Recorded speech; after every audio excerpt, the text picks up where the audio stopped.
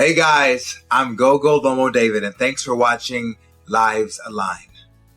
Today's topic is what kills a relationship? 4 things to run from. Red flags to steer clear of in yourself and a partner. Relationships can have a lot of dynamics and catalysts working in their favor, but 4 common habits can really kill a partner bond, even if it has been developed for years. These 4 issues are entirely controllable, preventable, and personal, but they still have a high mortality rate on relationships when any of them or a combination get out of hand. Unfortunately, the 4 habits can also be driven by emotion, which can easily negate thinking and logic right out of the window. And in challenging times, raw emotions can add to problems. 2020 alone is triggers for lots of issues, as 67% of daters are indicating they think things are getting harder.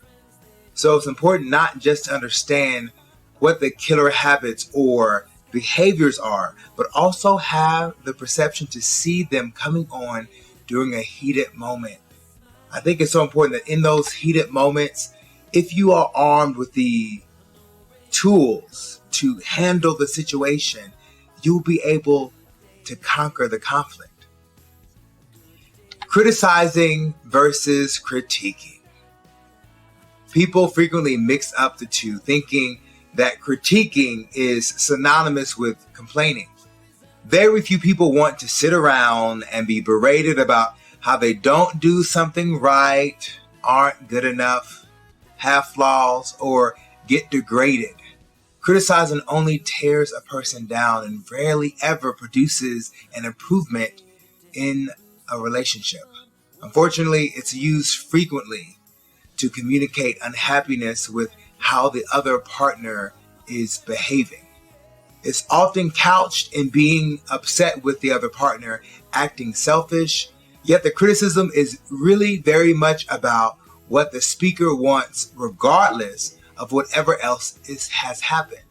That creates a sense of inequity between partners, and of course, inequity can lead to real problems when other factors are involved, like trust, respect, and money. The criticism issue can easily turn into an ongoing habit, pushing the recipient partner to the point of eventually saying enough is enough and finding separation. Lack of sympathy and contempt. When a person gets to the point of having contempt for a partner, it's a fancy way of saying the person is hated. There is so much toxic anger built into the sentiment from repeat emotions day after day that the feeling has cemented into a general dislike and anger as soon as the partner becomes present, or in some cases is even thought of. When partners have gotten to the point of contempt, it's almost a sure thing a breakup or divorce is about to kick in. The speed of the development can kick into higher gear when there is an equity imbalance between the partners, such as one holding financial power over the other, or another being disrespectful towards a partner. The fear of breakup develops and become a death spiral in many cases. Always on the defense. Defense behavior triggers all sorts of red flags. Why is there in the first place? Why is it so aggressive or anxiety driven? Why is it so emotional? Defensiveness can be rooted in one's experience in a relationship already as much as it can be welled up from early life experiences. Partners who are on the receiving end of this habit have to make a choice of either weeding through the behavior for the cause, ignoring it, or reacting to it. Many try to ignore, but eventually the issue needs to be addressed for the root cause, or it boils into a backlash, and that in turn leads to outright conflict in the relationship. Stonewalling for time.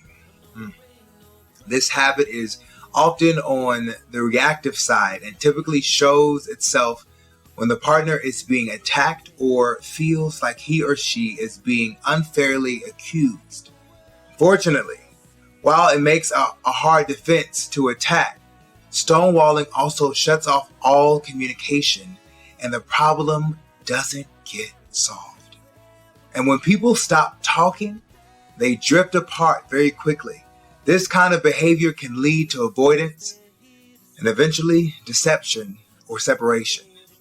The key way to avoid stonewalling is to ask for a momentary break, collect one's thoughts, and then go back and calmly to focus on the problem.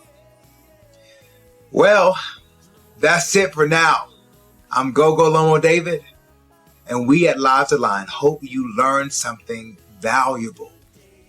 Subscribe to get more insight. See you soon.